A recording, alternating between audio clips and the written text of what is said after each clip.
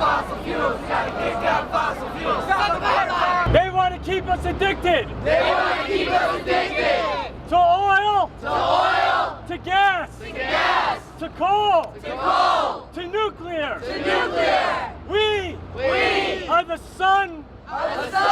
Light.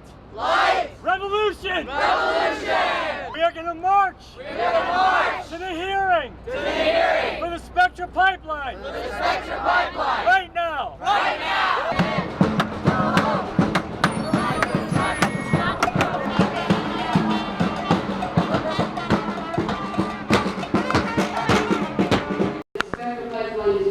One small part of a much bigger picture. I don't understand how Governor Cuomo and his hypocrisy can on one hand be for the closing of Indian Point and then on the other hand be for fracking. Either you're for both or you're for neither. So it doesn't make sense.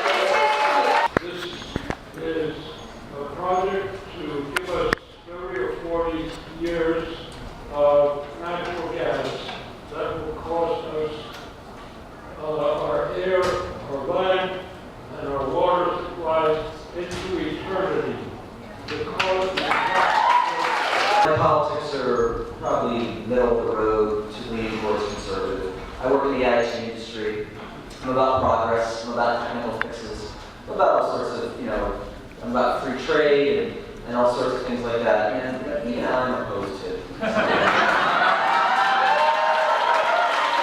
It's hazardous, it's toxic, it emits carcinogens at metering stations, and should a pipeline explode, which, considering Spectra's safety record, is highlighted, the gas and energy industries certainly don't need it.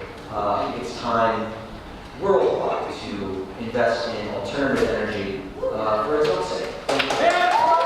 There are about half a dozen major gas explosions throughout the United States with attached pictures for your information. Safety record of Spectra Energy is not a good one. Number one, it was cited 17 times in June for inadequate safety procedures. 2, 2 of its gas processing plants remain first highest and third highest polluters in British Columbia. 3, they had a catastrophic failure of its underground storage reservoir that caused 2 Texas explosions, raising 1,000-foot flames. 4, they received EPA's 7th highest penalty on record for discharging toxic PCBs at 89 sites along a 9,000-mile pipeline. 5, fabricated the pipeline that exploded in Edison, New Jersey in 1994. I'm here tonight on behalf of the nearly 4,000 and counting residents who have signed petition letters opposing this pipeline.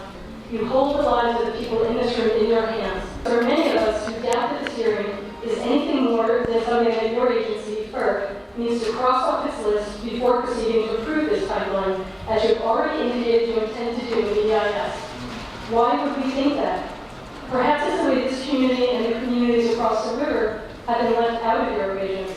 This project has never been properly nor widely announced to those most directly affected by it. In more than a year's time, no resident of the West Village or Jersey City or Staten Island has ever received so much as a letter in the mail notifying them of this project. That's absolutely right. Yes.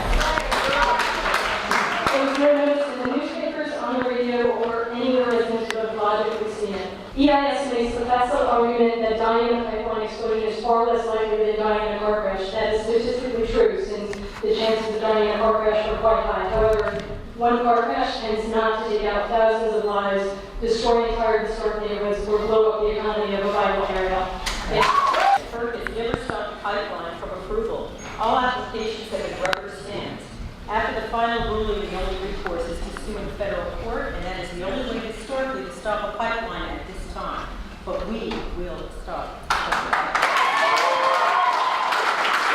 pipeline is the most dangerous pipeline ever to be proposed in the U.S. to date. Last year, there were 11,038 incidents regarding gas, and that's one accident every 263 miles of pipeline in this country.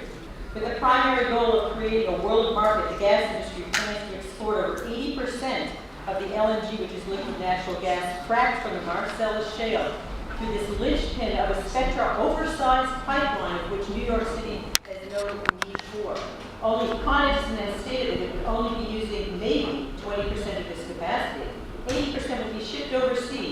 With conservation in the 2005 New York City plan and subsequently every year after, the city is using less gas than ever. LNG storage tanks created by eminent domain on the New Jersey side near Bayonne in Jersey City and acquired damaged Staten Island property would facilitate route for these huge LNG tankers out of our ports shipping worldwide. Without certification by FERC, they are unable to affirm their world market goals. Make no mistake, the $860 million cost for this pipeline will be shouldered by the consumer. When the price of gas went to $12, from $12 to $4 about 3 years ago, did your bill go down? Mine didn't either. Creating a world market will certainly increase our cost for gas. The artificial tact of calling gas cheap is not verifiable when weighing all the costs associated with the Spectra pipeline. FERC refuses to do a critically needed EIS of the 1,500-foot extension from Gansevoort Street to the new Whitney Museum location. Con Ed is not required to do an EIS, it's for the Public Service Commission, because it fulfills its franchise requirements. The PCS has no responsibility to do an EIS, only to designate a needed study by Con Ed. The responsibility lies solely with FERC. I'm a resident of this neighborhood. I live in a blast radius. I just want to highlight one thing that has come to light recently from the testimony of Winslow Professor James Ring from Hamilton College. Professor Ring states, next to smoking, radon is the most potent cause of lung cancer. The radon and natural gas coming from the shale mix together and travel together as the gas is piped to customers. This is a serious health hazard, as radon, being a gas, is breathed into the lungs and lodges there to decay, doing damage to the lungs tissue and eventually leading to lung cancer. If Bloomberg has his way and converts all of the boilers in New York City from number 4 to 630 fuel oils, which is maybe a good idea, but not to shift it to fracked natural gas, this could mean a huge increase in lung cancer rates throughout the city. This is not the way to go. Concerns that the Sierra Club Atlantic chapter has with respect to the pipeline. FERC has not considered the disposal of the polychlorinated biphenyl PCBs that coat the interior of existing pipelines that will be replaced. Spectra is even considering locating the controls for this pipeline here in New York City, way out in Texas. That is absolutely ridiculous. The plan itself, there's no clear information regarding supporting the 800 decatherms of energy. 170 decatherms are signed on by Con Ed. The other two under contract, Chesapeake and Statoil. That's nothing. That's like another energy company saying we want to have that because we're going to figure out a market and we're going to sell it to somebody. The other thing that's woefully inadequate here is any addressing of the conservation as a fifth fuel. It's shown because you got to dot that out in your report, but it's not addressed and it's blown off as being inadequate. In Germany now and Europe, they've had 30,000 buildings built since 1995 that use 80 to 90% less energy for heating and cooling, and 60 to 70% less energy overall.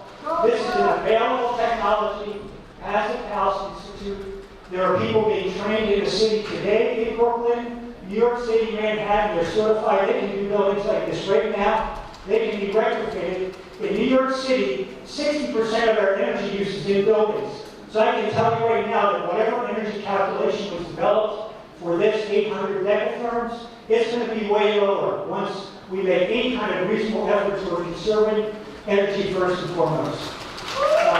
Hello, I'm Mark Ruffalo, and I'm with Water Defense, and I'm a resident of upstate New York, where you will be carrying the gas through this pipeline from. I've spent a lot of time in Pennsylvania to see what hydrofracking does to a community, to see what it does to the environment, to see what it does to people's homes that can't drink the water that comes out of their taps. And you are about to mainline an ecological disaster for the rest of the state by creating an easier way to get that gas down into the city. I've been at a lot of these hearings now. I've been fighting this for 3 years. I know that these hearings are in a large way symbolic.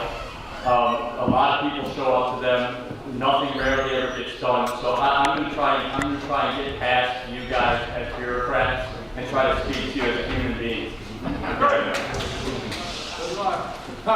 You've never stopped the pipeline from being built. I don't even know that you're even to take a stand against something like this. But I'm going to ask you to think about your children, to think about your family, to think about your water. How would you like to be able to turn on your tap and not be able to drink the water that comes out of your tap? We can't stand another 30 years of carbon-based fuels. We can move to renewables today. We can start to make that process today. And you're only making this, drawing this out, drawing out our future, drawing out the future of our children, and making it more and less and less possible for us to change the disastrous course of climate change. It is happening. There's no denying it. Upstate, we've had the 100-year flood, the 200-year flood, the 500-year flood in 5 years. That's climate change really happening. This gas is going overseas, and we are paying the price for it. The chickens have come home to roost. America has now become the pump and dump nation of the world. These companies don't care, they have no national interest, they don't care about us, and they're going to pump and dump and squeeze every last drop out of our natural resources, and that includes our water, our air, and our health. And I'm begging you as people to stand up for something that's bigger than yourselves, to stand up for something that's bigger than our bureaucratic systems that mash people up and destroy them. And go to your heart and ask yourself, is this right? It's not right.